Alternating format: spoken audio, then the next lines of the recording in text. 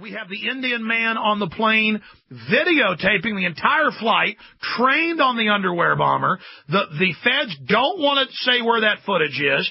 I interviewed Haskell 2 days in a row. Haskell was on at Detroit, and I want your take on this.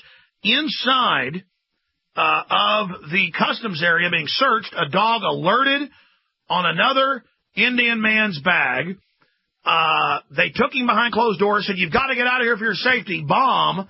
They all get out of there. Now other witnesses have come forward on TV and said, no, that did happen. And so the feds have suddenly recanted and said, okay, we did detain somebody else. I mean, this blew up in their face, didn't it, Wayne? Absolutely. You know, it reminds me of the Fort Hood shooter. We were told that there were some other people arrested there, and then we were told they weren't arrested. And this is the same type of thing, and this happens every time. Look, you can take this kind of stuff back to the Dealey Plaza in 1963, because in Dallas there were other people arrested in connection with the assassination of President Kennedy, and then they just simply disappeared. You know, and then the FBI says, you didn't see anything, no, you're wrong. And you know, this is what we're starting to hear out of the typical neoconservative media about the Haskells, that they were somehow mistaken. Well, you can't be mistaken about things like this. I would also note there's some very strange information coming out about Jasper Scheringa. Remember, he's the young Dutch guy who got his Andy Warhol 15 Minutes of Fame, who supposedly, you know, he wrestled Mutsalov, down and prevented him from detonating his underwear and blowing a hole in the fuselage of the airplane. But it turns out that Scheringa, the person who drove him to the airport, a guy named Chris von Amersfoort, he drove him to the airport on Christmas morning in Schiphol, lists as one of his friends on his Facebook page the Emir of Dubai, Sheikh Rashid bin Maktoum. And now we know that there was another report that a Dalo Airlines passenger attempted to board a plane in Mogadishu last month with a syringe, powder, and liquid, was not allowed to board that flight.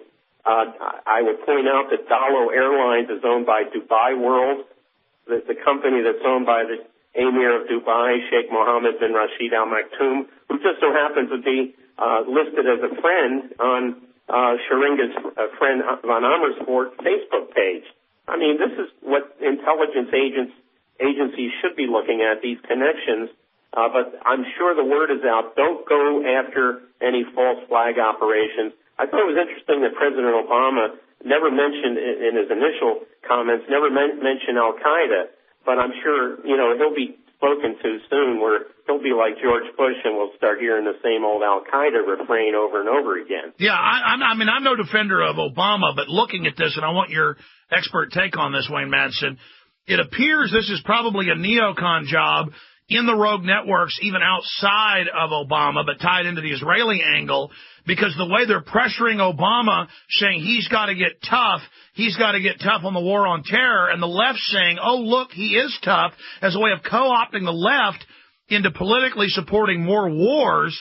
This whole thing is tailored to sell the body scanners, the police state, kind of as a way to buttress the entire agenda and a way to kind of push Obama supporters into taking on a neocon coloration.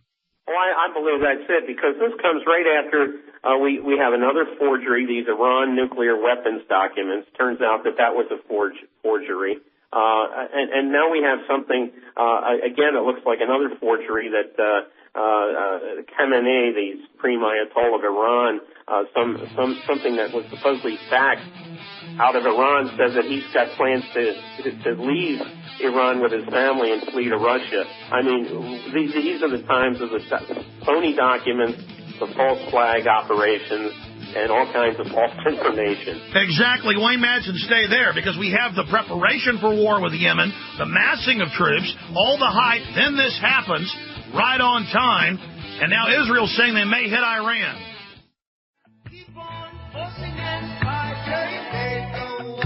Friday, I was driving to the local store to get some eggs, Christmas afternoon, And I heard about the underwear bomber, and it just fit the MO of all the other fake attacks. In every case, they usher them on the plane, security does. They're always mentally ill. They always look like children or like they're out of their minds. I look at the photos of the underwear bomber. He looks like he's about 14 years old, is clearly a mental deficient. It's always the same. And then now you have the FBI caught lying about everything, and you have the preparation to go into Yemen, into Sudan, into Somalia, all the new hype. I mean, we said in the Obama deception out 6.5 months ago, 7 months ago, that look for staged events to get us into Africa. Going back to Wayne Madsen, again, national security expert, WayneMadsenReport.com.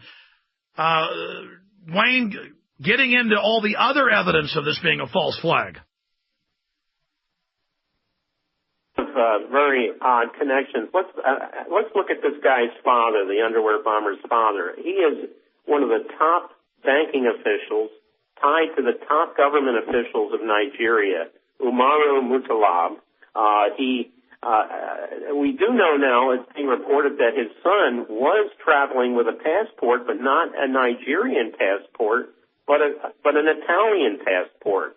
I just found out that the elder Mutalab, the banker, happens to hold the Order of Merit from Italy.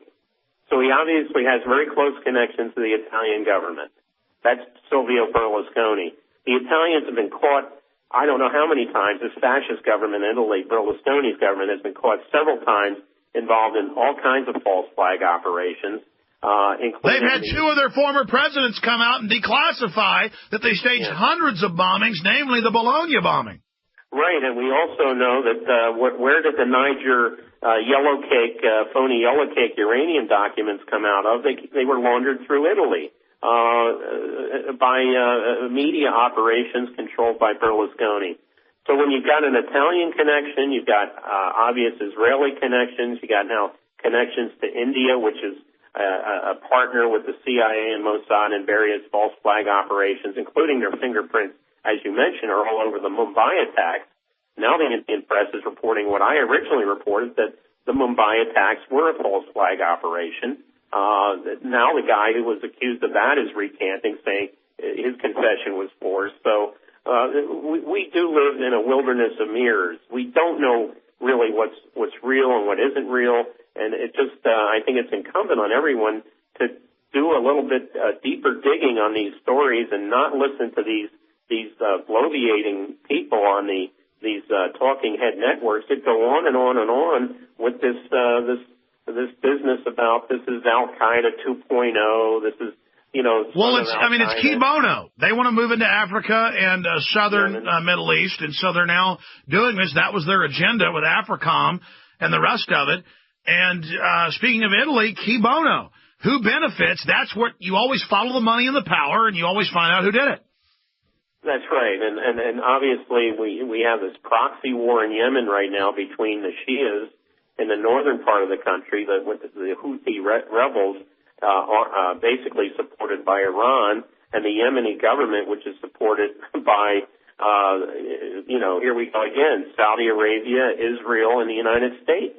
We saw this happen in the past with these strange alliances when Saddam Hussein launched his Scud missiles not only at Israel but also at Saudi Arabia. He saw those two countries being in cahoots with one another. And we saw in the 80s Mossad, the Saudi Arabians, the Egyptians, and the United States, as well as the Italians and others, helping out to go after the Russians. It's always the same groups teaming up.